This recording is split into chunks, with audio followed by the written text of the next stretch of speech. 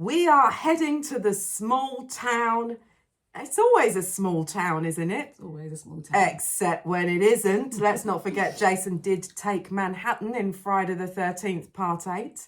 I'm sorry, I've gone off on a tangent already. Just a warning, though, there's going to be a lot of that today, probably, because something small and green and mischievous is in the works. And rewind, you've probably forgotten what I was talking about. Small towns. We're heading to the small town of Kingston Falls, Pennsylvania, for our festive special of Kim and M versus Evil. Yep, we're pinning gremlins to a dartboard and taking aim at the spunky little green critters. Wait, wasn't that? That's another film out there somewhere. Who are as mischievous and kind of lovable as they are downright evil. Or are they, Kim? Are they? Or are they? Are they just puppets? Or something larger at work? Well, of course they are puppets. They're actually puppets, literally animatronic ones. But they also represent an awful lot else, and we're going to dig into that. But one of the things we love our practical, real, special effects. Yes. Thank you, Joe Dantes, for doing that for us. Speaking of which, we've got a little buddy with us today. Bring him in. Oh my God! Witness the cuteness. So Kim, I do want one of your. Can you do any kind of gremlin or Mogwai impression? Not really. Well, I just tried. Neat. I'm not very Do they good. say neat? That's the knights who say neat. Neat. No, not neat. Neat. Oh yeah. I like how when they go evil, there's this they go Deagle. Don't we go Deagle. I love that. And I love, okay, my impression is,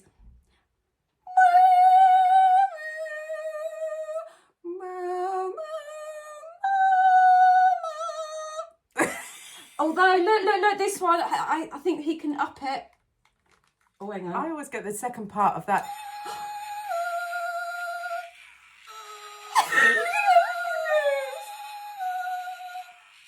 For those of you who are only listening to the podcast, we have a Mogwai toy with us, and he moves and he sings, although he is getting a bit annoying already. No, he's so cute. He's so cute. My brother used to do this singing all the time when we were growing up.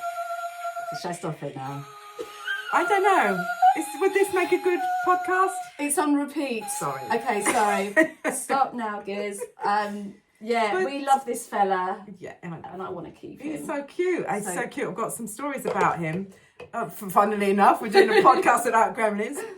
Probably should have some. But talking of animatronic puppets, this made me think recently of Baby Yoda. And I wondered if he, as a character, or Grogu, as we eventually found out he was called, was in part inspired by the Gremlins. He's obviously part Yoda. That's obvious. And Star Wars did come before Gremlins, but he's a lot more of a mischief maker than Yoda. So I thought, have they taken a bit of Gremlin and infused that into Baby Yoda? But this is all getting very meta. And on that, I mean, there's an ET in Gremlins. Did you notice that? Yes, there is. It's a toy. It's a toy. Is it in the supermarket or something? In the not the department store. Yes, and I think Stripe is hiding amongst some toys, and there's an ET there. But there are also ETs as characters in Star Wars. There's this Spielberg, George Lucas thing where they keep referencing one another's films in their own films. But as far as I know, there's no Gremlins in ET or Star Wars. I know both films came before Gremlins, but still. But can anyone listening think of any films in which there's a Gremlin appearance that's not a Gremlins film or series? Yeah, a Gremlin cameo. Let us know, because that would be cool. I can't think of it. Because we like things that I don't know what it's called. What's it called when is it lore or Easter eggs? Getting meta. Easter eggs. Yeah. I know there's a reference to Gremlins in the Goonies. But you don't see an actual... Yeah. There's probably lots of references. Yeah.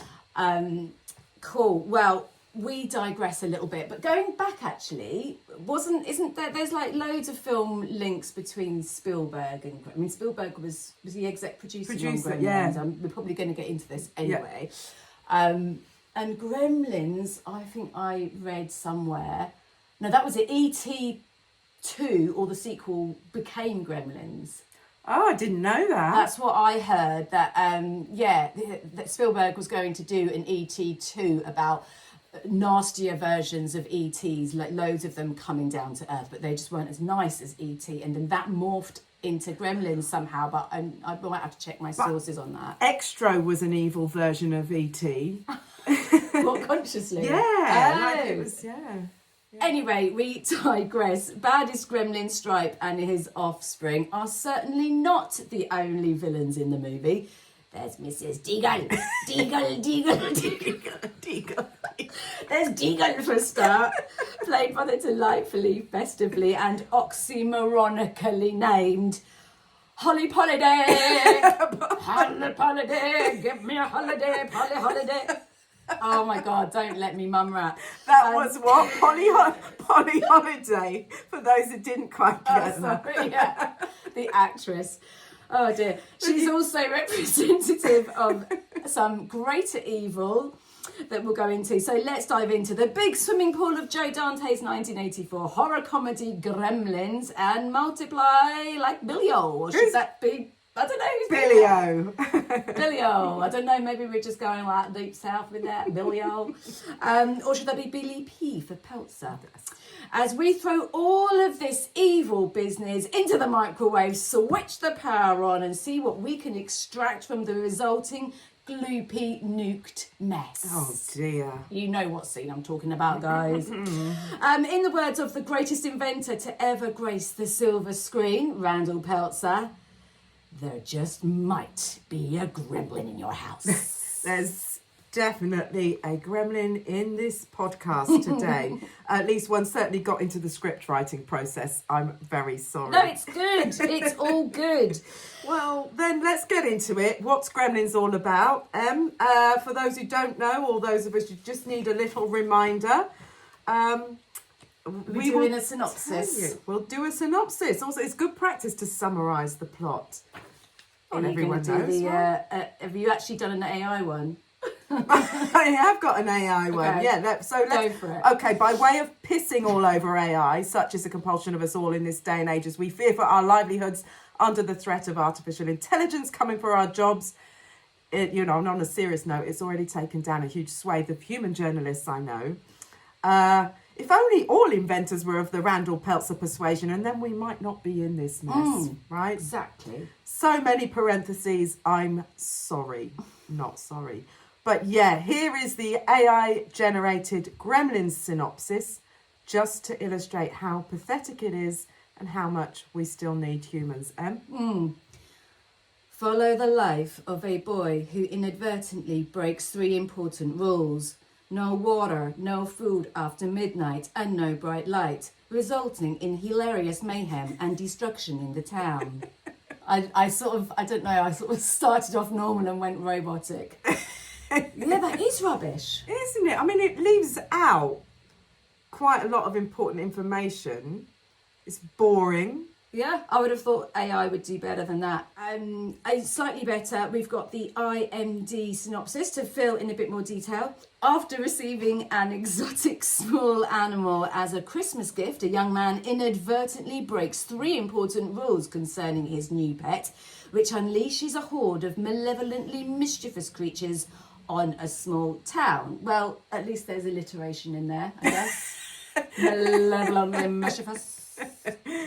They could have had mellifluous, because this little guy's quite tuneful, can hold a note. Mellifluous? I don't even know what that means. Sounds nice. Kim's very good with words, being a journalist. By the way, I hope you're appreciating our Gremlins t-shirts. I've gone pink and Kim's even got green nails, so you know. I've got Stripe on mine and you've got Gizmo, which I hadn't really realised. Fun fact, sorry the tree's eating your hair.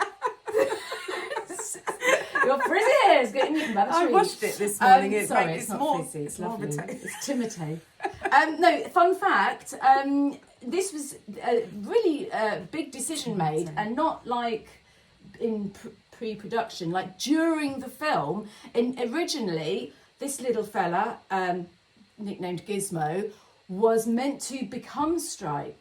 They are meant to be one and the same character. And then during the film, they thought, okay, as this is a family film, and what kid is not going to fall in love with that? And they're going to find it too disturbing for him to become evil. So they made the decision to make Stripe a completely different, separate character that they could then melt. That's a good idea. As opposed to the kids going, why is Gizmo? Like, really hating the fact that their favourite Gizmo is melting. I didn't know that he was meant to be Stripe. I did know that he was meant to change into a green gremlin. And, it was Steven Spielberg's idea to have him not change and keep him as cute Gizmo. Yeah, I think because of it was sort of billed as a family film. Yeah. We'll get into this a little bit, but to me, as a film, it is such a fantastic balance. Not quite American Werewolf in London, but that's obviously more gory and more horror. But this has that perfect balance between, yes, it's festive, yes, it's family. It's a really good Christmas movie, one I would definitely choose over Merry Bloody Boring Poppins. But it has still got, I know you do. It has got the gore and the violence and the dark side as well. It's a really good balance. Good old Dante. There's another really good reason for keeping him in cute form, but I'll talk about that later. Yeah, we've gone off on tangents. So Kim, what's your kind of memories of watching the film? Well, I think similar to you, I don't remember like the first time I watched it, but I do remember like the I was going to say proliferation. I'm going to say mini proliferation of movies that came along that seemed to be inspired by it, and I was forever. Ghoulies was one of those. Did you ever watch Ghoulies? Yeah, there was a few that Critters, came with after. which we Critters, mentioned. Ghoulies. But Ghoulies, I because of my love for Gremlins, watched Ghoulies. And I have forever been terrified. Well, for a long time, not forever, because I can sit on the loo now. It's fine. But I used to be terrified to sit on the loo because of a sequence where the ghoulie comes up. Yes. In the toilet. Toilets and horror are key, because, I mean, you are very exposed when you're on the toilet. Yeah. Anyway. So, so let's move on. With Gremlins, all I know is that I frigging well loved it from the first moment I watched it. It's been a staple in my life. Me and my brother absolutely adore the film. I think every single teenage boy who watched it probably fell in love with Phoebe Cates. And I don't know, maybe all the girls fell in love with... character name I know, Zach Gallagher. Billy Peltzer. Billy Peltzer, of course, Zach Gallagher, who I interviewed, which was, again, one of my real fangirl moments. I was like, oh my God. Was he nice? How did that go? Yeah, he was really nice. He was very quite Hollywoody though. Like, because I mean, it's been such a long time since Gremlins. Yeah. I chewed his ear off once at a 70mm screening of Gremlins that he was at, and I was drunk with a literally friend's chewed boyfriend. his ear? Literally chewed his ear. No. He left the venue with a mangled ear. No. Let's hope not, Kim. Sorry, Zach. Sorry, Zach. He ran away from us because we were insufferable. Anyway, let's get on. It takes us forever to get into talking about the bloody evil stuff, but this is all interesting stuff, and I love it. I know you love it, talking about some trivia and some facts and all of that. So should we go over a few trivia, bits of trivia about the film before we go into talking about the evil of it all? Okay, cool. Here we go. It was written by Chris Columbus, whose career has been illustrious. Currently, he's down as exec producer and director on not only Gremlins 3, dun, dun, dun, which is set to release in 2027, and which Gremlins director Joe Dante said was unmakeable. Did he? But also working in producer roles on Robert Eggers' anticipated Werewolf. Werewolf.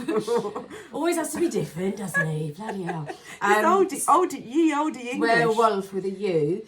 And a Labyrinth sequel. Oh my God. Oh, you just can't do that without Bowie though. Yeah. And I don't think Jennifer Connelly is very interested. She's always sort of not denied, but she's not really enjoyed talking about that. Anyway, Columbus also ready for this. He wrote the screenplay for the Goonies. Ruddy heck. Not Ghoulies, Goonies. There's a sequel for that in the works too. Yeah, I saw that. And he directed Home Alone, Home Alone 2, Mrs Doubtfire, and the first 2 Harry Potter films. Philosopher's Stone and Chamber of Secrets, so he knows his stuff. He does. Yeah. He's very good. Rather good, that Columbus. It's got a great cast as well. Okay, of course, you've got the main characters who are predominantly known for their roles in this film. Zach Galligan, as we talked about, as Billy Peltzer. Phoebe Cates, also we talked about as his girlfriend, Kate. Phoebe Cates. Hoyt Axton as Billy's dad and enthusiastic, if less than successful, inventor Randall Peltzer, and Frances Lee McCain as Billy's mum, Lynn. She, I discovered, is also Gordy LaChance's mum in Stand By Me. That's the Will Wheaton character. And Lorraine's mother in Back to the Future. And there's another link to Back to the Future. She's Hira mum.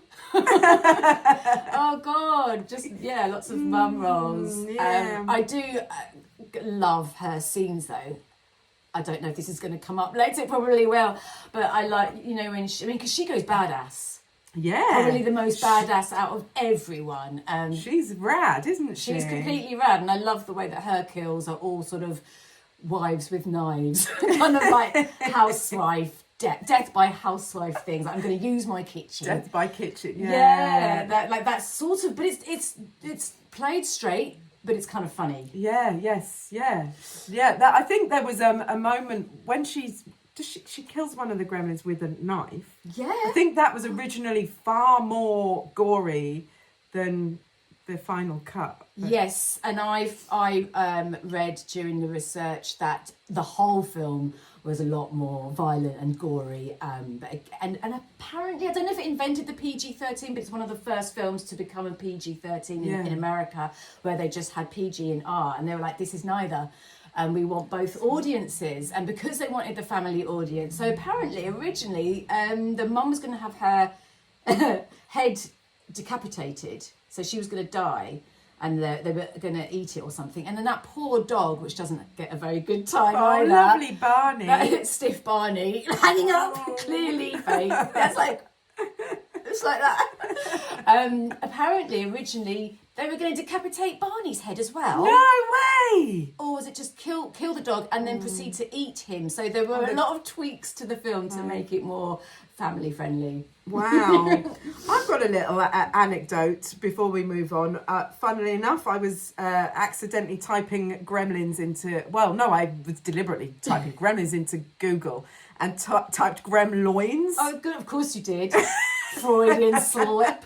And I wondered what that film would look like. Gremloins. So if anyone could come up with a concept for that film, I would love to hear it. But... here's another thing. I just got to mention this because it's really geeky. But I'm in a film club, and we were encouraging one member to pick a Christmas film for December to discuss. And we were heavily pushing him to choose Gremlins. And he refused because he's far more highbrow than we are. Or I am, at least. Sorry, rest of my film club. You're all very highbrow. I am not. But he did pick a 1955 film called We're No Angels, which was remade with Robert De Niro and Sean Penn in 1989 by Neil Jordan, and also starred Hoyt Axton, Randall Peltzer from Gremlins. So I thought he did it on purpose as a really oblique reference to Gremlins, but I asked him about that. You're good with your geeky knowledge. It was entirely and you don't let anything go. That's what I like about you. You're like, well, did they really say that? Is that true? Is that accurate? No, it's not. Do your job. I like that. I just like saying Hoyt. What a name. Hello, I'm Hoyt. I'm hot Hoyt. Hottie Hoyt. Hottie patotty Hoyt. Oh dear. Anyway, I'm not even pissed. What's going on? I'm very excited. I should have. You're going to hear the satisfying. Oh, should I do it? You're going to hear the very satisfying sound of, if I can open it, Soundwave First Hunt IPA Predator Badlands beer. You're so good. Oh, I talked over that. I'm so sorry. it's all right. You've probably still caught it. I don't know if it went shh. Did, I heard it. And I'm really slurpy. Oh, it's quite nice.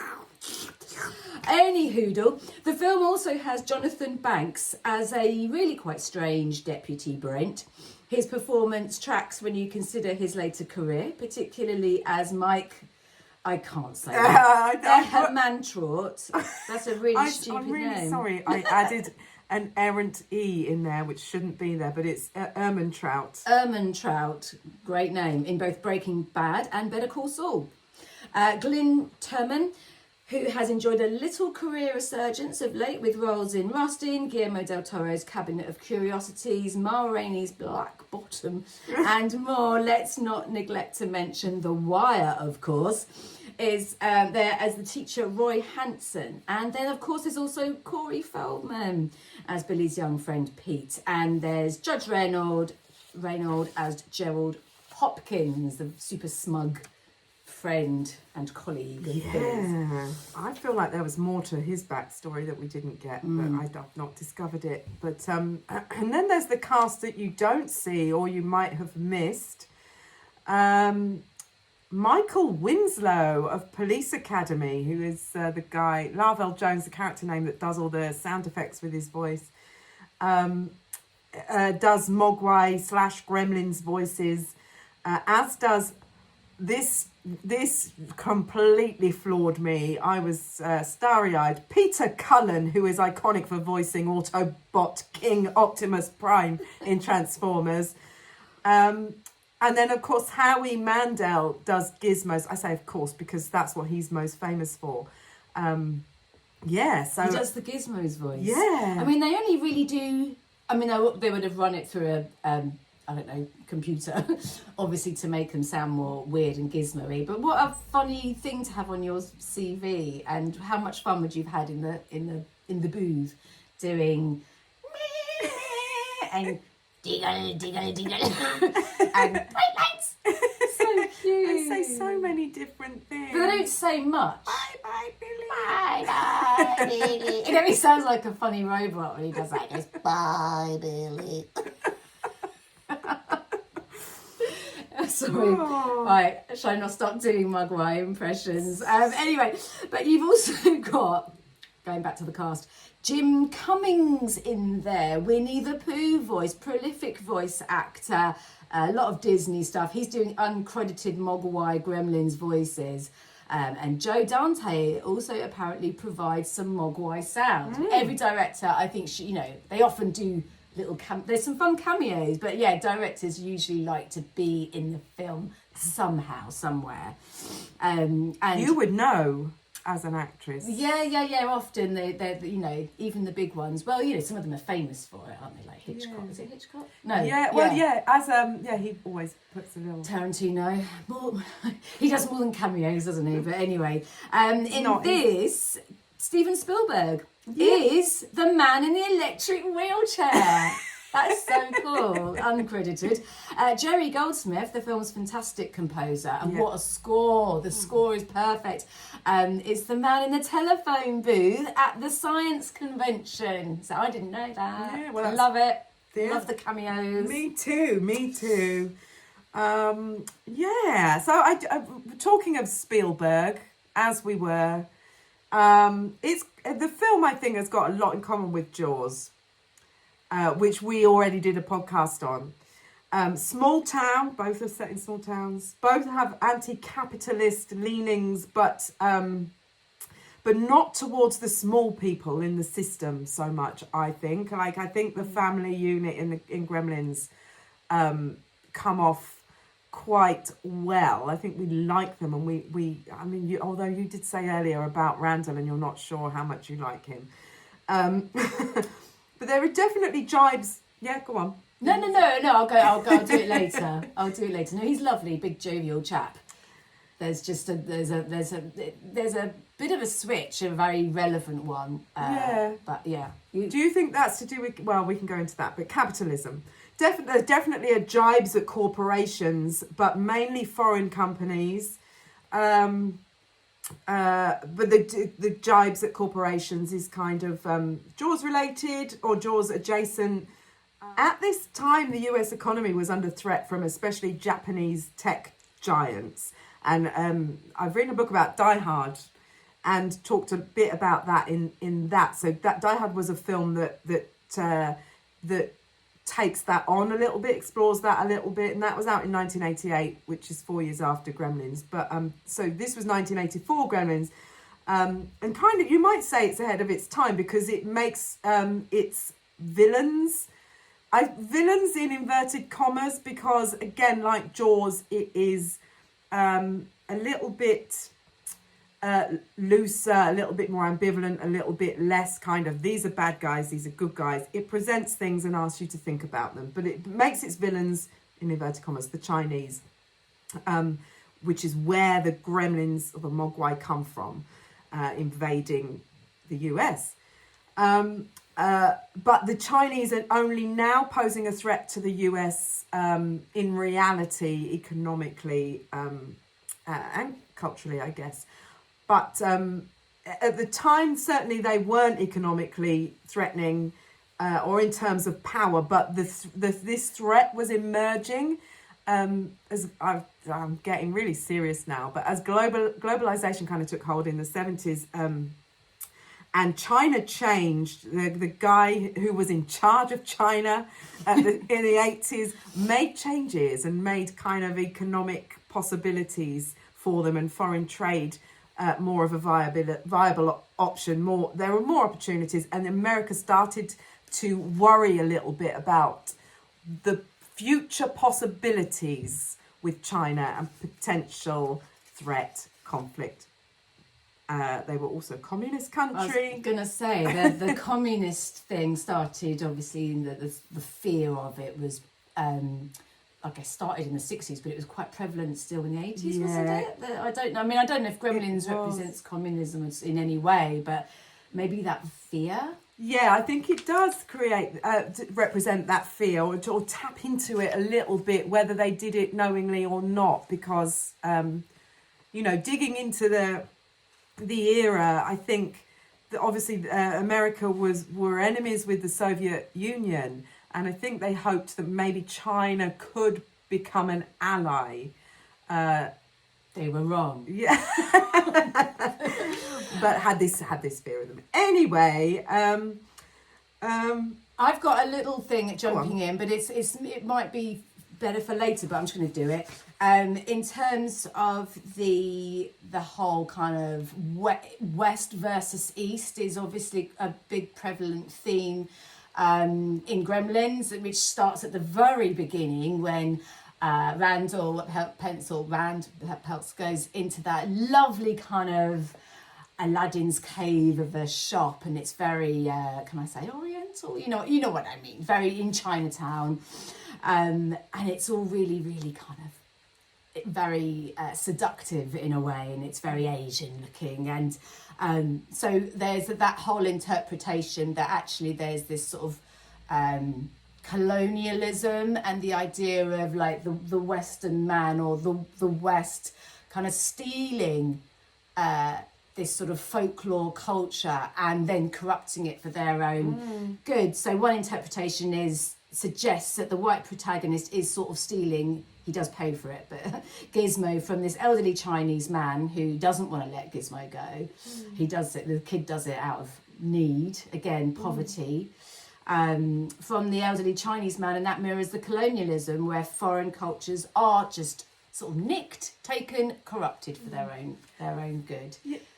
Yeah, I think there's this tension in the film between so he's presented that guy, the character's name is Sam Wing, but in the credits I think he's just called Grandfather, but it's Mr. Wing. Mr. Wing. But we like him, and his grandson, and that's crucial. And at the end he kind of leaves us with that moral, that big moral teleoffy quote is key, which is I've written down somewhere. Should we do the quote? Yeah, it's so dramatic. So that whole, as you say, tension really comes together right at the very end, doesn't it? When we finally get, it's like a sort of eat humble pie moment that the family have. It's basically, you have unleashed chaos because you couldn't stick to the rules. And Mr. Wing, straight grandfather, says, and it is the film Saving Grace. Oh no, I'm in the wrong bit. Sam Ring at the end says, "You have done with Mogwai what your society has done with all of nature's gifts. You do not understand. You are not ready." Patronising, but true. Yeah, and I think You are not ready. we are left with that. We're like, I mean, we're totally on his side there. But the film, when I say about the tension, it also upholds American values, although it kind of is critical of, in the same way Jaws is, capitalism and Western or American culture in some ways. It also loves it in some ways too. Like, it loves the idea of the nuclear family. We like, or at least I like, Randall and his family. Do you fancy him? You went all glassy-eyed there. No, He's my massive. God. I mean, I would be allowed to, but I don't. But you know, and it kind of is embracing with Gizmo. Gizmo is critical in this because he's the first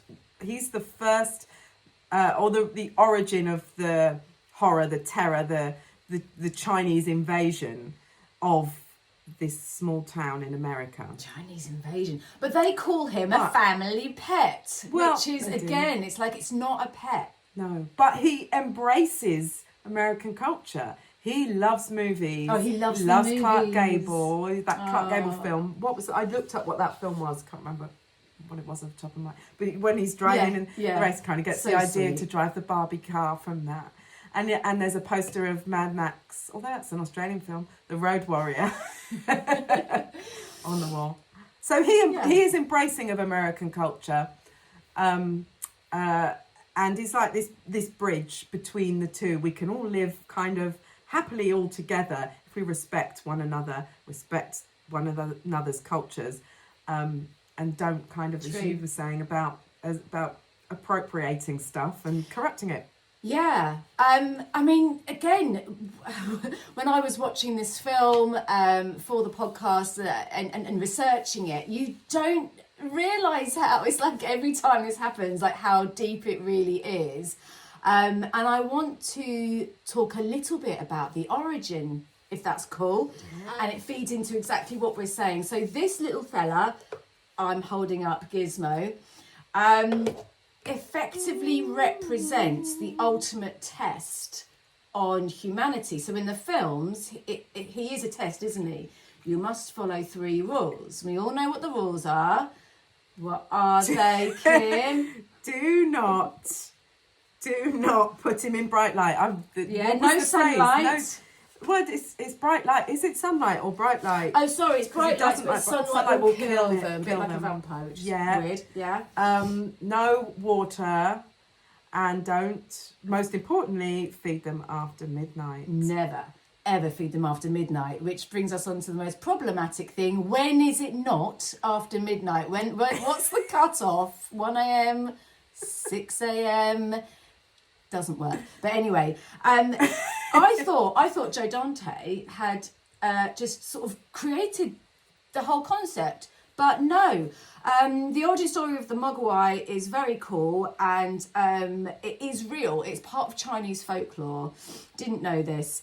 And the Mogwai, they weren't called gremlins in China, were created as a test for humanity. Can humans obey the rules and respect or not? In the film, it's can the family do those 3 simple rules that are simple but tricky, or not? And we all know they can't. But yeah, they were actually created by sibling gods of creation in China called Fuxi and Nua as a test and a bet to see whose views about humanity, another of their creations, were correct. So Nua thought humanity was mostly good, while Fuxi thought the opposite. Nua had created the Mogwai species, while Fuxi made the rules, and the losing god of the bet would have to quit creating life forever. A city known as Fendong was chosen to represent humanity, and the ones who resided there were given the Mogwai to care for. right? If these humans could preserve and respect the Mogwai, then Nua would win the bet, and if not, Fuxi would win. Unfortunately, the humans grew to love the Mogwai too much, and they all wanted one. Bit like, Rand. Yeah. There isn't a kid in America who wouldn't want one of these quote-unquote pets. So they broke the rules intentionally to do so, and the other two followed soon after. Chaos ensued as the Mogwai became gremlins or multiplied, and people died before the rest of China could fall.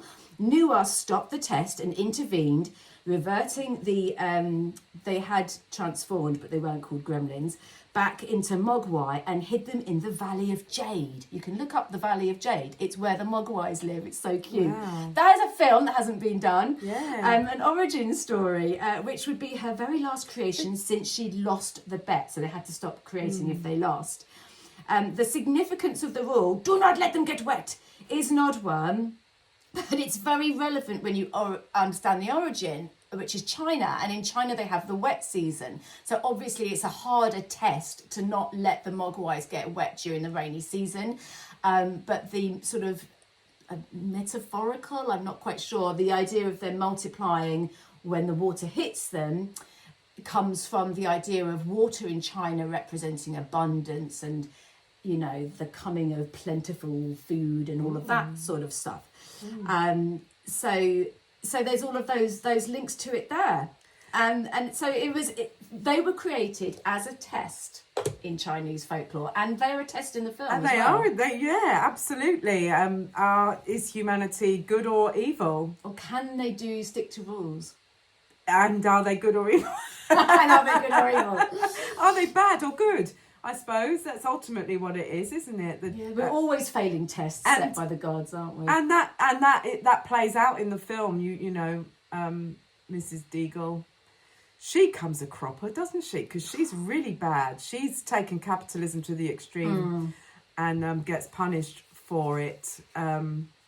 It's interesting because Gremlins is when you look into where the idea comes from, you find the story of the Roald Dahl book, which is called The Gremlins. I had no idea, and I'm a Roald Dahl fan. Well, this was the first book he wrote, 1943, and it was written for Disney, who commissioned him with the intention of making it into a feature-length animation. Now, some Gremlin characters were developed visually for the screen, apparently, but the project was eventually abandoned due to rights issues and a clause in the contract with the British Air Ministry. So Roald Dahl was in the RAF, and the idea, Gremlins is a concept that comes from the Second World War. They would attribute failing aircraft to gremlins in the machinery. Yes, I asked in rehearsal. So Mogwai is a Chinese word, and it kind of means ghost demon or something like that, or death ghost, death demon. Yeah, but the devilish word spirit. So gremlins actually is a word and a kind of invention from the war. Apparently so, but Cool. but the fact that you can find this story more readily than the one you read out, which has more in common actually with the film, it kind of tracks with that whole the West appropriating Chinese or Eastern mythology, whatever, or other countries' stuff and taking it for their own. It's like reworking it, and we'll have this, and it's our idea, which is kind of interesting. And then we get punished. Yeah. I do have one interpretation of the gremlin which I haven't found anywhere, and it's probably wrong completely. It's just a little thing that popped into my head as a mother.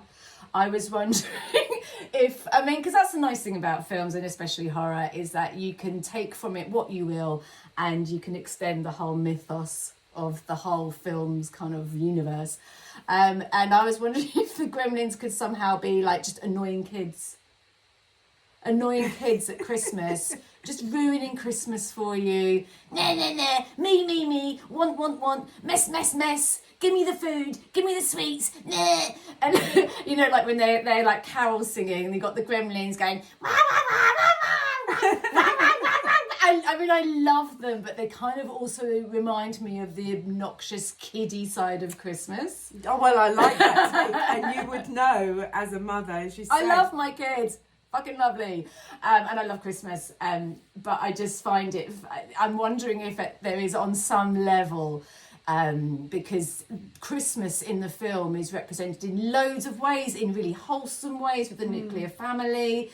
Phoebe Cates' horrible story, which we should touch upon, where she's saying, like, well, Christmas isn't for everyone. While some people are opening up presents, some people are opening up their wrists. And it's proper grim. It feels so out of place. It's so out of place. There's a reason for it in a way.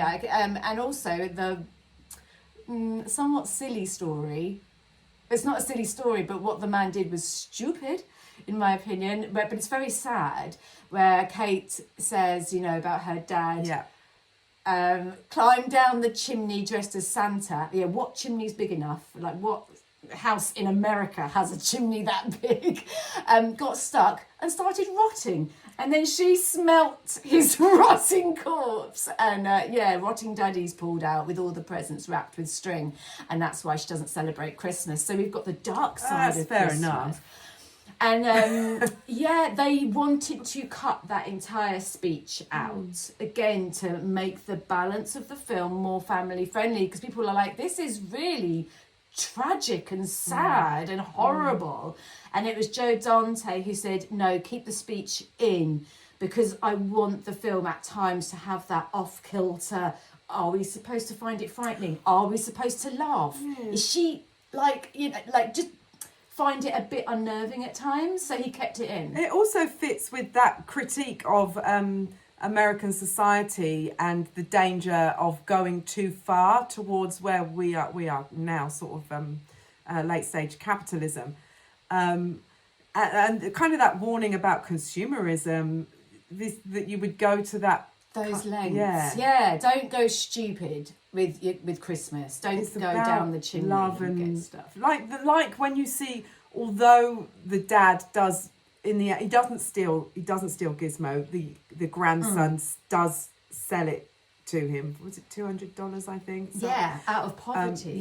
Because capitalism is screwing them as immigrants as well, I guess, in America. But so although he wants to buy his son this amazing gift for Christmas, it does kind of support them as a loving family. They're so considerate and loving of one another. Like, the dad's inventions are terrible, but nobody ever says to him, that's give it sweet. up. Give it up, loser. No one says that. They just think it. No, and I mean, therein lies some of the comedy in the film, obviously, when I think Corey Feldman accidentally laughs, that scene where he's doing the orange juicing. I really like that. And he it bursts, and maybe it bursts too much in his face, because I think he sort of goes into actor as opposed to character and starts giggling. I mean, I do like old Randy Randall, Hoyt. However, it's the attitude. So he's a fantastic character, really written in a lovable way. Stark contrast to Mr. Wing, who's all skinny and wise with his pipe and long hair and moustache and everything. Slightly stereotypical. And then Rand is, larger than life, kind of a Father Christmas sort of looking character. Heart's in the right place, I think, but he just wants that one thing that's going to work and make him money and give him a name. And but I just don't like his attitude, really. I think his attitude is what's representing the capitalist thing. Like when he says, I've got to have him, he's so cute. How much do you want? What do you want? And it's basically money. Money, whatever price, money can get you what you want. If you can go, 100? What about 200? What about 300? And eventually, boom, it's sold. Yeah. And it's out in the world. And also, world. he's trying to sell people his inventions that don't work. This, which is a bit buddy. unethical, right? Yeah.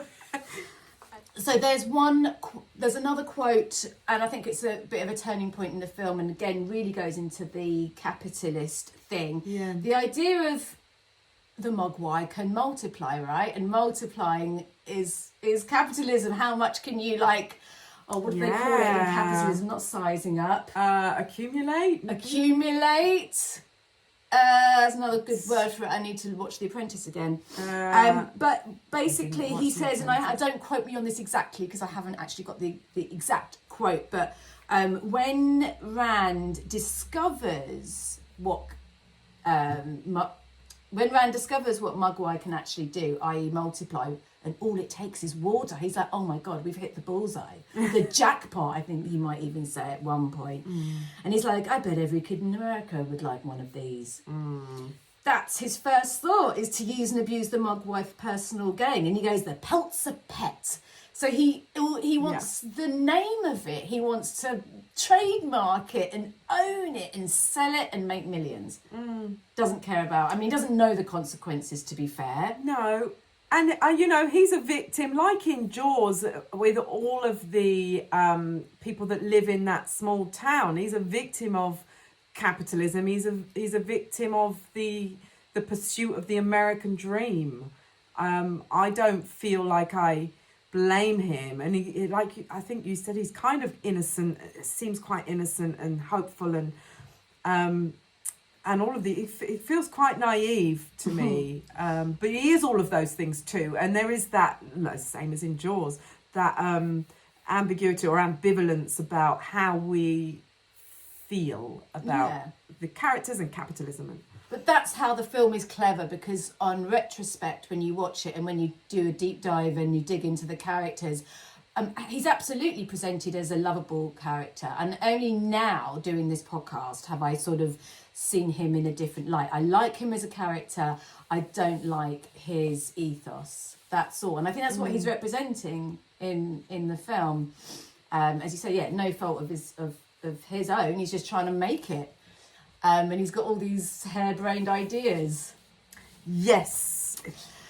But what about Deagle? Oh. Deagle. And then a poverty thing comes in again with those, couldn't be more sorry mum with their little, beanie hats and her 2 children. And she goes, well, can't we just get an extension or something on the rent or something like that? And she goes, no. And she goes, but Mrs Deagle, it's Christmas. Well, now you know what to ask Santa for, then, don't you? Something like that. Something like that's Something very good. Like that. That's very good. So you do the Deagle dig. What is Deagle representing then?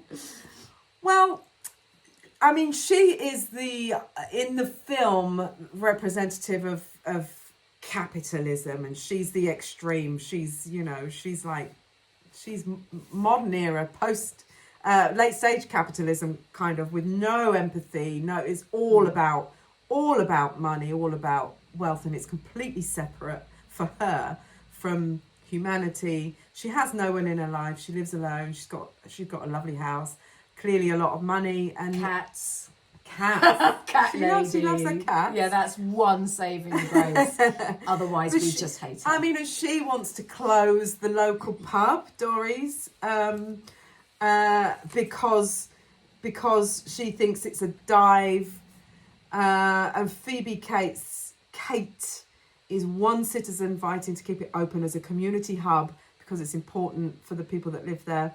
And she even works for free. For free, I know. Could she be more wholesome? Right, but very sweet. Very sweet. Judge Reinhardt pulls her over the coals for that. It's like, what are you even doing?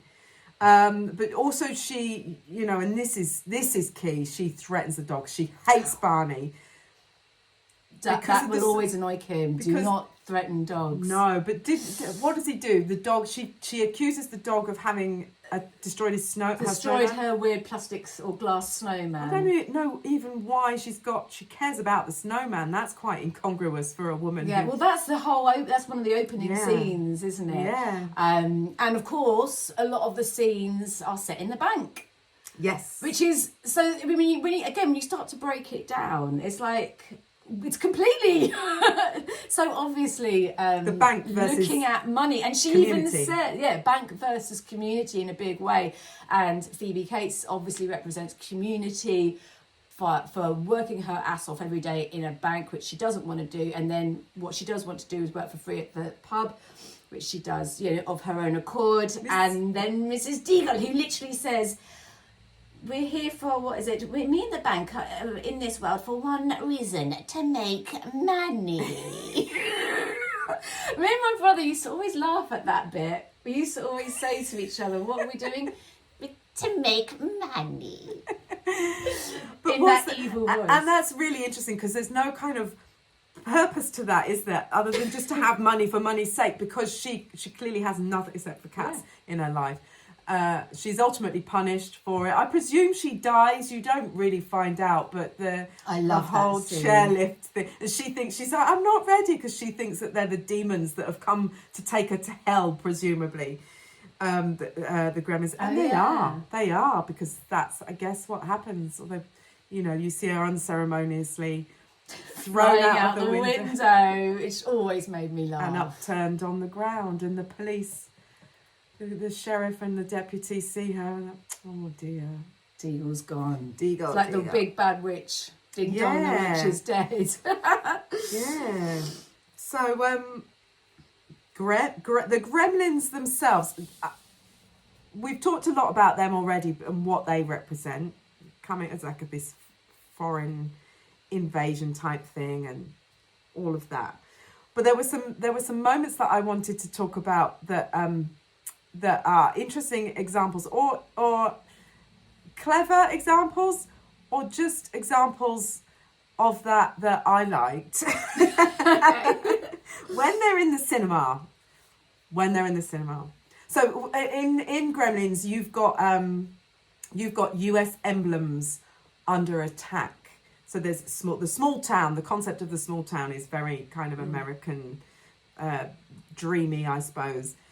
So that's one thing. And then within that, you've got the cinema, the idea of the movie theatre. That comes under attack. And then later, the department store, which is another kind of American emblem. But so to talk first about the cinema, now the Gremlins puts Snow White is the film that's showing, but they put it on and watch it, and they're all sitting there. They love it. They do, but they're mocking it. And the scene that we see them watching is the hi ho bit, which is hi ho, hi ho, hi ho, which is indicative, or that's all about working hard, toil, and about capitalism, I guess, ultimately. And they're mocking it. They're mocking the idea of hard work and that being a thing that gets you somewhere. And that's, if you look at them as these as Chinese, representing Chinese society and communists, that tracks. That makes sense. I thought that was really, really, I was going to say lovely touch. Interesting touch, yeah. And then in the department store, there's this tension between the almost mocking of it and what it stands for, or tearing down of it, it's destroyed, versus the Americanness of it and the good stuff that represents. So Billy, like, he uses a baseball bat to defend himself at one point, which is another American emblem. And Stripe is coming at him with a chainsaw, and so I like that's something that plays out. And you've got another interesting thing, you've got Disney t-shirts I spotted in the background in that, and during the cinema sequence, one of the Gremlins is wearing Mickey Mouse ears. Now Gremlins is a Warner Brothers film, and Warners have always had this rivalry with Disney. It's a dig. It's also a nod to the origins of the story, because Disney commissioned Roald Dahl to write the original story. But yeah, I like that little dig. It's like these what is this? These Disney references, are they references to American culture in a bad way or in a good way? I don't know, you decide. So that's Gremlins. And if anything, even if you don't care about knocked my mic. Even if you don't care about the sort of interesting social commentary of it all, at the very least, the death scenes are so, or not just the death scenes, but like the violence and stuff is so funny. Like the department store, they're really resourceful. And I just want to also very quickly shout out the special effects of the final scene when Gizmo, yay, he's driving in the Barbie car, and then he undoes the blind, and it's morning. Sunlight comes through the blinds and melts Stripe.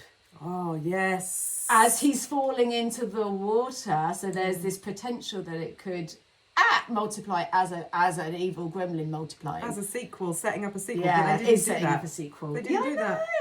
And I love that scene and the music. Like, wow, it does this funny, weird, sort of almost like cat dying music. And the melting of the gremlin is really quite grim, and it's on the floor. I remember thinking it just looks like pizza, like melted cheese, and it's bubbling. Yeah, I but reckon not in a they good used way. cheese. They might have done, I wonder. Probably. But yeah, brilliant. Shout out to the effects. And did you find it scary? Do you think it is a good horror? No, I never found it scary. It was did. Cute and funny, and did you? I found, the bits I found really scary was actually quite a few when the mother opens the cupboard and one of them's just there, like boom, it's just a good jump scene. I also found it quite disturbing when the Christmas tree almost comes to life and it kind of lands on her and it's almost alive. It's got a gremlin inside it. And I also got really disturbed by that end quote when Rand says, "There just might be a gremlin in your house." And that music is very Danny Elfman-y, isn't it? But it's not him. Jerry Goldsmith. It's so good. It's so good. So I used to get scared thinking, look under all the beds. I mean, turn off all the lights. Stripe is a bastard, though. He is pure malevolence. Yeah, they represent chaos, absolute chaos, greed, selfishness. They're also a little bit pervy, aren't they? Yeah. Like they're basically sex pests. That whole bar scene. In the bar, when one of them is a flasher. Yeah. When they're gambling and It's stuff. not flashing so very much, though. There's nothing genitalia. there. Yeah, why are you so proud? There's nothing there. But they don't need genitalia because that's not how they reproduce. There isn't, no. They just got the attitude of male, that sort of toxic masculinity. Yeah. So the message of the film is a mogwai is for life, not just for Christmas. Like the dog. Like a dog. Understand it and respect it. In this way, the film is also similar to Jaws. If arrogance and a lack of respect for nature exists, it will always come back to bite you. In the ass. In the ass. Yeah, that is true. That is the ultimate message, I think. And Go on. I'm going to hear from Mug from... So, just to make you feel a bit Christmassy, because we don't want to end things on a dark note, do we? Oh, he's so cute. I don't want to. We've got to give this fella away because we're going to be introducing Gremlins at a film event soon, and we have to give him away, and I don't want to. I know. He's so, I want him. he's so cute. Love me. I want to put lipstick on him if he's got to go to someone. Okay. Because that would be easy. So, to close then, okay, we do what we always do and give you a quote about evil. This is unrelated to... I did try and find a Gremlins evil quote, but there isn't one. So, I took this from good old Caecilius from Doctor Strange, 2016. And that is Mads Mikkelsen. Here we go.